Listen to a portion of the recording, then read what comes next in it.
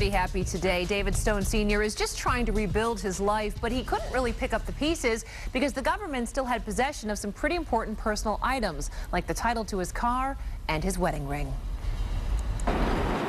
Laundry baskets, boxes, and bags filled with the stuff of a life. It's stuff David Stone Sr. hasn't seen in 2 years. All of our camouflage, all of our tactical gear, everything they took from our house. So it's nice to get it back. The FBI arrested Stone, his wife Tina, his 2 sons, and 5 other men in March of 2010.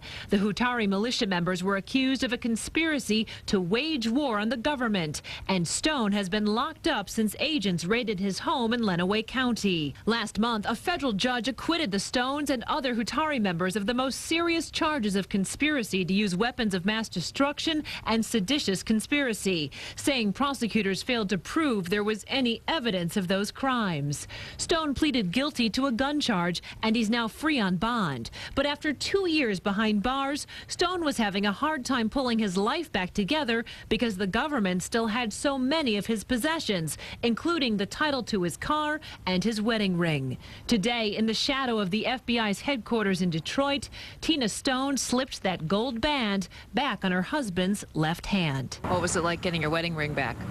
Excellent. Finally, after 2 years, it was excellent. The Stones had only been married 3 months when the feds locked them up. They were allowed to talk to each other in court, but they weren't allowed to touch each other. She couldn't hand him pictures of the grandchildren. She couldn't hand him anything. It was very difficult. David Stone's attorney, William Swore, says now they're planning to renew their vows, and they want to put 2 years of being wrongly labeled as violent anti-government zealots behind them. The wedding ring was a very, very important thing to him. It was the very first thing he asked for. U.S. Attorney Barbara McQuaid has said she has no regrets about dismantling the Hutaree militia. As for David Stone, he'll never regret standing up for the right of free speech. It's our country. The American people own it, and we got to stand up and say, you know, we have rights, and we're going to stand on it.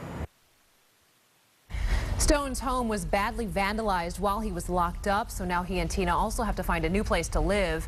As for the guns the Fed seized, Stone will not be getting those back because he did plead guilty to that felony gun charge. He'll be sentenced on that in August. You know, they had 2 years, really, of their life taken from them and all this other stuff that happened as a result. Are they considering at all any lawsuits? I'm told it is being discussed, so we'll have to wait and see, but they are talking about it. All right, we'll Thank keep an you, eye on the case. Thanks, Heather.